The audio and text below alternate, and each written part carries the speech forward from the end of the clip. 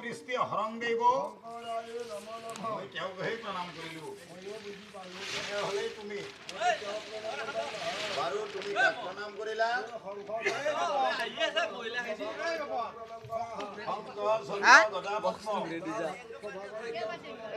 অৰ্থাৎ তেওঁ হ'ল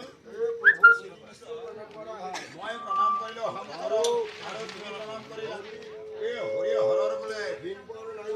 হৰিক প্ৰণাম কৰিলেই আৰু হৰক প্ৰণাম কৰিলেই গতিকে শাস্ত্ৰই কৈছে যত জীৱ এই মহাপ্ৰভু শিৱ দেৱতা আজি ফাগুন মাহৰ শিৱ চতুৰ্দশী উপলক্ষে তোমাৰ শ্ৰীচৰণ ৰাইজে আজি তোমাৰ শ্ৰীচৰণ ধূপদীপ নৈবেদ্য অৰ্পণ বন্ধন কৰা হয়েছে তাতে দেওঁতে খাওঁতে হেলি অপৰাধ বহুতো হাবা মাৰি সৰ্বদোষ পৰিহৰণ কৰি এৰে নিগুণে আসনত গাছৰ তলত স্থাপিত হৈ ৰাইজক দিবা গৰুৰ ধনে পুত্ৰই চন্দ্ৰ দিবাকৰ গোহালিত বান্ধৱ গৰু ভঁৰালতে ধন ৰজা ঘৰে প্ৰজা ঘৰে হৈক ৰাজমা এই মহাপ্ৰভু শিৱ দেৱতা হয় এই ৰাইজৰ অপয় অমংগল দূৰ কৰি কুমঙ্গল বিধান কৰি ৰাজ ভয় মাৰি ভয় আলভাৰ ভয় চালভাৰ ভয় কুকুৰ ভয় মেকুৰীৰ ভয় বাইৰেৰ ভয় বাপৰেৰ ভয় আৰু কিবা নাই নেকি ছাগল মাৰি ফেলা কুকুৰে কামুৰিলে নিবাৰণ কৰিব এইবিলাক নিবাৰণ কৰি নিৰ্বিঘ্নে ৰক্ষা কৰিবা এইখিনি হৈছে আমাৰ ৰাইজৰ আশীৰ্বাদ আৰু চাওঁতা গাওঁতা শ্ৰৱণ কীৰ্তন কৰোঁতা বাটতে আমি খুন্দ পাওঁতা ওজা চাবা আহি ফিৰি যাওঁতা অজা হাতেৰি হওঁতা সকলোৰে আশীৰ্বাদ কৰা সকলোৰে প্ৰতি জয় জয় মই হবা আৰু মহাপ্ৰভু সদৌ শেষত আমিও যে এই প্ৰভু তোমাৰ গুণ আৰু কবা লাগে যি খাৰ খাৱা জিভা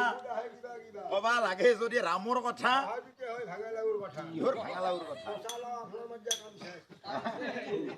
গতিকে আমাৰো হৈছে মাত কেইটা আৰু পেট কেইটা আমি কালিও গাইছো আজিও গাইছো পেট কেইটা আৰু কিহৰ মাছ কাৰণ যিদিনাৰ পেৰে তাল জোৰ সেইদিনাৰ পৰাই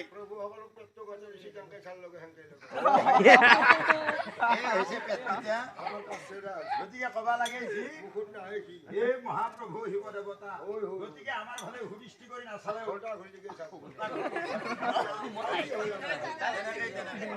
এই চোৱাচোন বাৰু আমি এতিয়া আলোচনা কৰিব খুজিছো